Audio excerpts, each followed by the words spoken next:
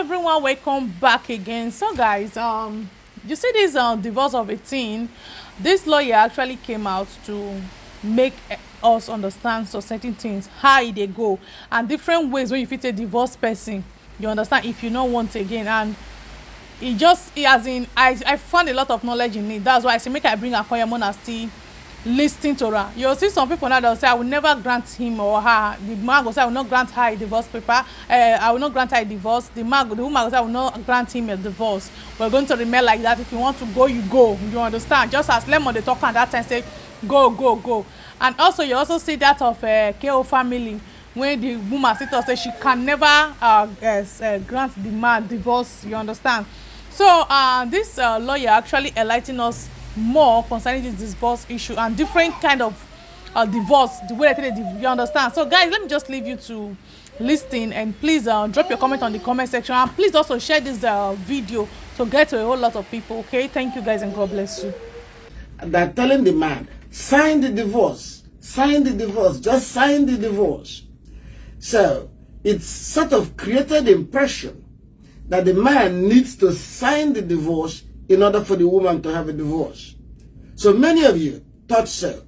And I asked myself, why do they believe that the man has to sign the divorce in order for there to be a divorce? In other words, it implied that the man has to give his permission in order for the woman to be divorced. That is, if the man doesn't sign, then the woman wouldn't get it. That picture is wrong. But I know where you got it. You got it from the movies. In many movies you've watched, you will hear a man say to his wife, or the wife say to the man, I will never give you a divorce. I will never give you a divorce. I will never sign a divorce. So from there, many people assumed that you cannot divorce your spouse unless your spouse signs or agrees to divorce.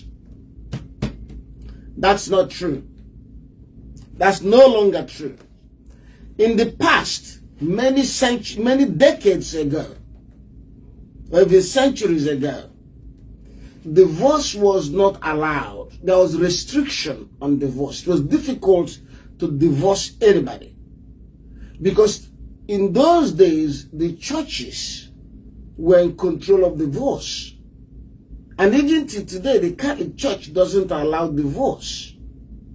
Instead, they turn around and call it annulment. So if you want to break a marriage under the Catholic law, they will not see it as divorcing. They will treat it as annulment. That is, they assume that the marriage never existed. Annulment is what happens where the marriage never existed or were never proper. So, because of this old attitude against divorce, there were all kinds of obstacles placed on the way of somebody trying to get divorced. And one such obstacle was that they required the person you want to divorce to agree to divorce. And based on that old tradition, when you watch movies today, you will still hear somebody say, I will never give you a divorce. I will never give you a divorce. Or you say, okay, go and get the divorce, I will sign it. Go and get the divorce paper, I will sign it. But it's not true. You don't need the permission of the person you want to divorce in order to divorce him. In fact, he has nothing to sign. The person you want to divorce has absolutely nothing, cannot sign the divorce. The court will divorce you even if you don't agree. The court will divorce you even if you don't show up in court. The court will divorce you even if you don't respond, provided that the person who sued you for divorce has met the requirement of law. Many women come to us and say, oh, I don't know his address. He will not come to court. So that means I can't divorce him. I say no. If he doesn't come to court, if he doesn't respond, it makes it easier for us to divorce him. Absolutely. If you don't show up, if you don't respond, then divorcing you becomes very easy, because what the court will do is to move the case from contested divorce to uncontested divorce. In other words, your absence or failure to participate will make the divorce easier because there's no challenge to the divorce. The court will grant it easily. What I believe caused confusion in this particular case, when people are saying sign divorce, let me tell you how the confusion arose, how that issue of signing came up. You know, before the court, there are two types of authority the court has. We call it jurisdiction. There is the subject matter jurisdiction and there is the personal jurisdiction. Subject matter jurisdiction is the power of the court to hear that type of case, to hear the particular type of controversy. For instance, it is only the High Court in Nigeria, State High Court in Nigeria, that has the jurisdiction to hear divorce cases if the marriage was under the Marriage Act or statutory marriage. So you cannot take your divorce case to a magistrate court. Magistrate court has no jurisdiction to hear divorce cases. If the marriage is customary law marriage, then only the customary court has jurisdiction to hear that controversy. So we call it subject matter jurisdiction because the courts are divided in such a way that some courts hear certain type of cases but not others. Some courts hear certain type of cases but not others. So when a court can hear all manner of cases, we call it court of general jurisdiction. But those courts are very rare these days because courts are confined. There are some cases that cannot go to High Court, you must go to Magistrate Court. There are some cases that can go to both, so you have to choose. So we call it subject matter jurisdiction, the power of the court to hear a particular type of case, subject matter jurisdiction. Then the second type of jurisdiction is called jurisdiction over the individuals, over the parties. The power of the court to make orders against a particular individual, the court must have a jurisdiction over that individual. So, in addition to having power to hear a particular type of case, the court must also have the power to hear that particular type of case in respect of these particular individuals. Subject matter jurisdiction is decided by law, the statute. For instance, the Matrimonial Causes Act, which is the procedural law governing divorce, separation, annulment, if the marriage is under the Marriage Act in Nigeria. That act, Matrimonial Causes Act, gave the subject matter jurisdiction to State High Court. Because it's State High Court, you cannot take it to Federal High Court. Federal High Court has no subject matter jurisdiction over divorce cases. So a lawyer will first determine which court has the right subject matter jurisdiction. Absolutely.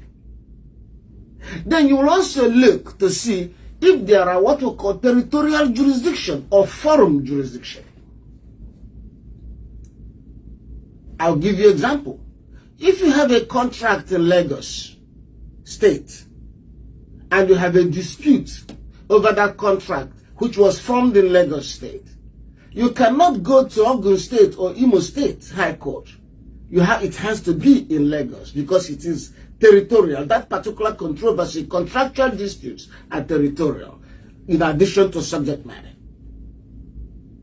However, interestingly, when it comes to marriage issues under the Marriage Act of Nigeria, all the state high courts have jurisdiction. So even if you married in Lagos, your husband can file for divorce in Maiduguri, in Borno State. Of course, that will be a problem. When you live in Lagos with your husband and he goes and files in Maiduguri, Maiduguri will have subject matter jurisdiction. It will also have jurisdiction of a venue because the law gave the entire country, turned the entire country into the same forum. So, but now let's go to the personal jurisdiction. We call it in the Latin term, its original term, jurisdiction in personam. Jurisdiction in personam, which means the court has jurisdiction over the particular individual. How does the court acquire jurisdiction over an individual? The court will serve you what we call summons. Summons. That is, it is a notice for you to appear in court. If it is a civil summons, it's up to you to come or not to come. But if you don't come, there will be consequences. If it is a criminal summons, you must come. Because if you don't come in criminal summons, bench warrant will be issued against you, or arrest warrant will be issued against you for you to be arrested. But in a civil matter like divorce, which is a civil matter, no, you will not be arrested. So, but for the court to get jurisdiction over you, they will serve you summons. And for the summons to meet the requirement of due process in accordance with the Constitution, the summons must contain the following.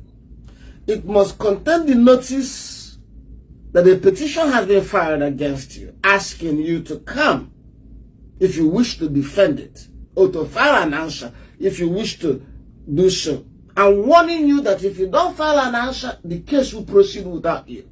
That is the summons. But because due process requires that a person who has been sued in court should know the reason why he is sued, he must know the allegations against him. And that is then when you file the petition itself. The divorce petition contains the allegations, contains the facts of the case. Now, another due process requirement is that the person you sued must have adequate opportunity to respond. To give him adequate opportunity to respond, the court will give him 28 days to respond to the petition served on him. So, in the normal circumstances, the court bailiff will come to your address, the address that is written on the petition, and give you the summons containing the petition. We call it serving you the process of court. The essence of serving you that document is to give the court jurisdiction over you. Once you are served that document, the court now has the power to make orders against you. Without you being served this thing, the court cannot make orders against you. Except in very rare cases, what we call ex parte proceedings, emergency law. That is something else we discuss some other time.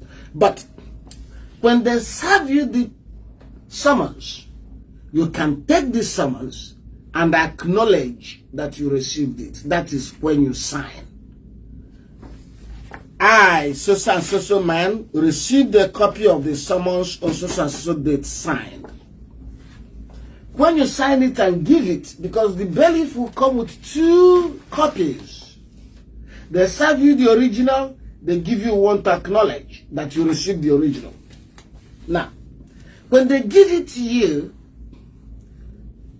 you can be a gentleman and take it and sign it. And there's no problem. In fact, before they come to your house, some people live in gated community. So, if you sign it, there's no problem. You're signing acknowledgement of receipt, not the divorce. Not the divorce. You are signing an acknowledgement that you received a copy of the divorce petition, together with the summons of the court. In that particular case that you people know, which is where you got this idea, we are here, sign the divorce. They came to serve the summons on the man and his girlfriend.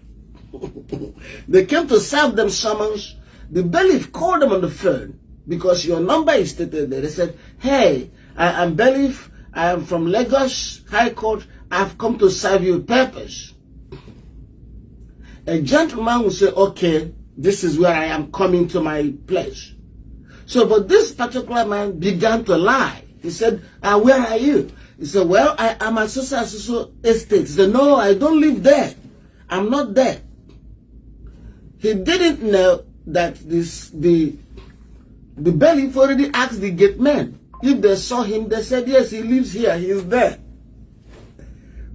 So when he began to tell the bailiff that I don't live there, then he told the gate man to say that he was not there, that they don't live there. So that was why the bailiff began to chase them around. All right, guys. So what do you think? What do you think for this video? Right now, for that of Lemo and Mary, right? Which one do you think that they go for? Like, which process that they passed right now? Please let me know in the comment section. Thank you so much, guys, for watching. Don't forget to like, comment, share, and also subscribe to my channel. To my old subscribers, I say thank you so much. My new subscribers, thank you so much. And please, guys, if you've not yet subscribed to my channel, please do subscribe to my channel for more updates, and also click on the notification bell to get notified whenever I upload any new video. I love you all. Thank you so much, guys, for your support, and please keep supporting me. God bless you. See you all in the next one, and bye for now.